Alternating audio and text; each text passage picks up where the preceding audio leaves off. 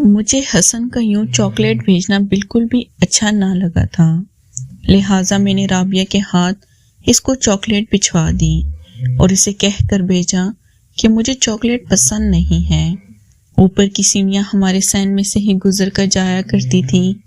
جب حسن کے دفتر سے آنے کا وقت ہوتا تو میں عموماً اندر کمرے میں ہی ہوتی، لہٰذا میری اور اس کی ملاقات بہت کم ہوتی تھی، مگر اگلے دن وہ دفتر سے معمول سے جلدی آ گیا تھا۔ میں صحن میں کام میں مشغول تھی، وہ مجھے تنہا پا کر میرے قریب چلا آیا۔ اگر آپ کو چاکلیٹ پسند نہیں تو مجھے بتا دیں آپ کو کیا پسند ہے، میں آپ کے لیے وہی لے آؤں گا۔ میں اس کی جرأت پر حیران رہ گئی تھی۔ آپ کو میرے لیے تردد کرنے کی ضرورت نہیں ہے، میں نے غصے سے جواب دیا۔ جو اماں سودا منگواتی ہے وہی آپ کا ہم پر احسان ہے۔ میں اس کی طرف دیکھے بنا اندر کمرے میں چلی گئی۔ وہ اگلے دن بھی معمول سے جلدی گھر چلا آیا تھا اور مجھے دیکھتے ہی میری طرف آ گیا۔ میں آپ سے معذرت چاہتا ہوں اگر آپ کو میری بات بری لگی، میرا مقصد آپ کو تکلیف پہنچانا نہ تھا۔ اس نے انتہائی مناسب الفاظ میں مجھ سے معذرت کی تو میرا دل بھی نرم پڑ گیا۔ نہیں کوئی بات نہیں، مجھے سمجھ نہ آیا میں اسے کیا کہوں، لہٰذا میں اتنا ہی کہہ پائی کہ اس معذرت کی کوئی بات نہیں۔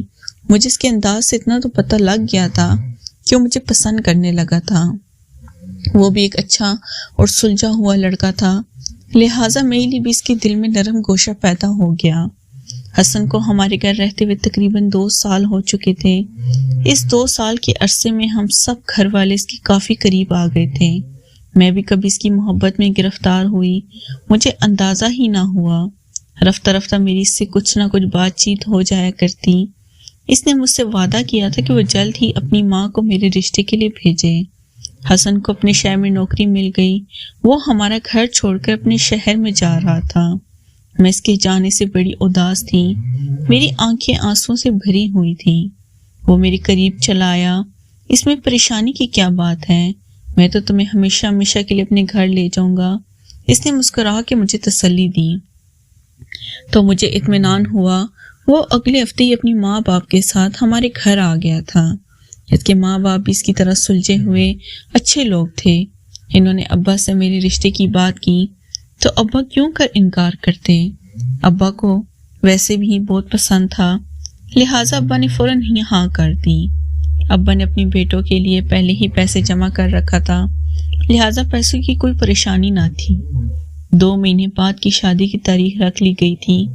ہم سب شادی کی تیاریوں میں بری طرح مصروف ہو گئے اور وقت گزرنے کا پتہ بھی نہ چلا۔ تمام کام خیر و عافیت سے سر انجام پا گئے اور میں رخصت ہو کر حسن کے گھر آ گئی۔ حسن جس شہر میں رہتا یہ ہمارے شہر سے کافی دور تھا۔ سفر بے حد لمبا تھا، میں اتنے لمبے سفر سے کافی تھک گئی تھی۔ میں نے اپنی زندگی میں پہلی بار اتنا لمبا سفر کیا تھا، کیونکہ ہمارے تھوڑے بہت رشتے دار جو تھے وہ ہمارے اپنے شہر میں ہی رہتے تھے، لہٰذا میں نے کبھی بھی شہر سے باہر نہ گئی۔ میری ساس رسموں میں لگی ہوئی تھی جبکہ میں آرام کرنا چاہتی تھی۔ ان کو شاید میرے چہرے سے تھکن محسوس ہوگی۔ میری ساس میری نند سے کہنے لگی کہ دلہن کو اس کے کمرے میں چھوڑ آؤ۔ میری نند نے مجھے سہارا دیا، میرا بھاری بھرکم لہنگا سنبھالا اور مجھے کمرے کے دروازے تک لے گئی۔ اس نے دروازہ کھولا تو پورا کمرہ گلاب کے پھولوں سے مہک رہا تھا۔ تازہ گلاب کی پتیوں سے سارے کمرے کی سجاوٹ کی گئی تھی۔ بیڈ پر بھی لال گلاب کے پھولوں سے دل بنایا گیا تھا۔ میری نند چند لمحے دروازے میں کھڑی کمرے کا جائزہ لیتی رہی، پھر آگے بڑھی اور اپنے پاؤں سے تمام پھولوں کو روننے لگی۔ اس نے بستر پر پڑی چادر کو کونے سے پکڑ کر چھٹکا تو سارے گلاب فرش پر بکھر گئے۔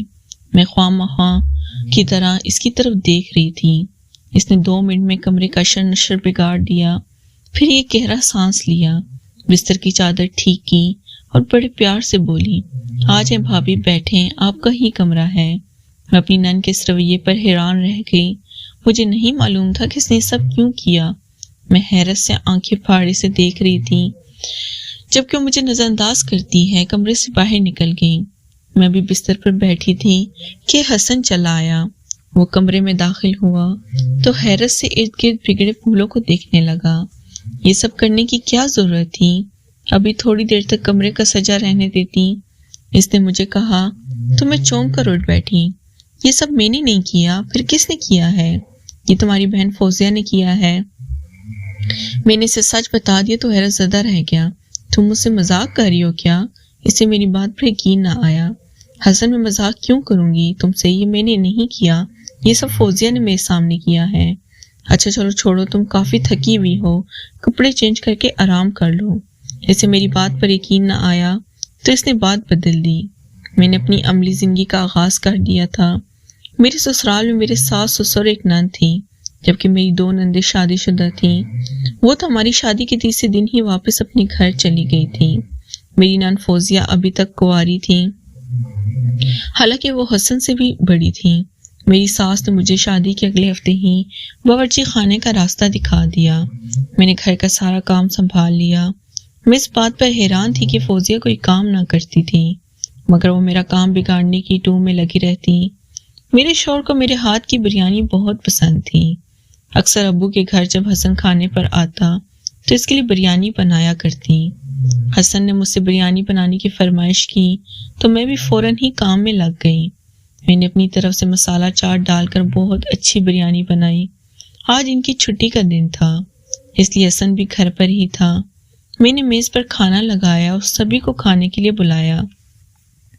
خوشبو تو بڑی اچھی آ رہی تھی، بڑی زوروں کی بھوک لگ رہی تھی۔ حسن نے خوشبو سونگھتے ہوئے پہلا نوالا منہ میں رکھا، مگر اس نے فوراً ہی واپس اگل دیا۔ یہ کیا بنایا ہے؟ اس نے حیرت سے میری طرف دیکھا تو میں بھی حیران رہ گئی۔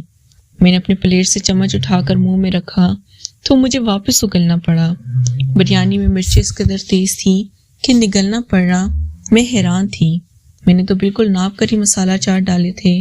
شاید مجھے یہاں کے میچ کا اندازہ نہ تھا، مگر پھر بھی میرا اندازہ اس قدر برا نہ تھا کہ کھانے میں مرچیں اس قدر تیز ہو جائیں۔ کوئی بات نہیں، میں بازار سے کچھ لے آتا ہوں، ایسا ہو جاتا ہے۔ حسن نے مجھے تسلی دی اور بازار سے کھانا لینے چل دیا۔ اس دن تو ہم سب نے بازار کا آیا ہوا کھانا کھا لیا، مگر اب اکثر یہ ایسا ہونے لگا۔ میں پورے ریحان سے کھانا بناتی، مگر کبھی مرچیں تیز ہوتی تو کبھی نمک، اور کبھی اس قدر پانی ہوتا کھانے والے سالن کا لگنا ہی محال ہوتا۔ وہ میں پریشان تھے کہ سب کیا ہو رہا ہے۔ حسن بھی حیران تھا کہ شکر تھا کہ اس کے ابا نے گھر میں میرے ہاتھ کا کھانا کھایا ہوا تھا، ورنہ وہ بھی میرے ساس کی طرح یہی سمجھتا کہ شاید مجھے کھانا پکانا ہی نہیں آتا۔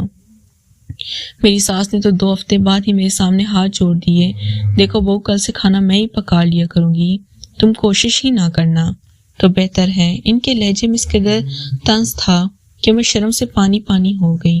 میں کھانا پکانے سے تو گئی، مگر میرے باقی کاموں میں بھی یہی معاملہ تھا۔ میں جو بھی کام کرتی ہوں کچھ دیر بعد الٹ ہوتا۔ کبھی میرا کمرہ مجھے بکھرا ہوا ملتا جو میں نے کچھ دیر پہلے ہی سمیٹا ہوتا، کبھی حسن کے کپڑے جو میں نے استری کر کے رکھے ہوتے ہیں گولا بنے کسی میز کے نیچے ملتے ہیں۔ یہ سب کون اور کیوں کر رہا تھا؟ اگر آپ کو ویڈیو اچھی لگی پلیز چینل کو لازمی سبسکرائب کریں۔ شکریہ۔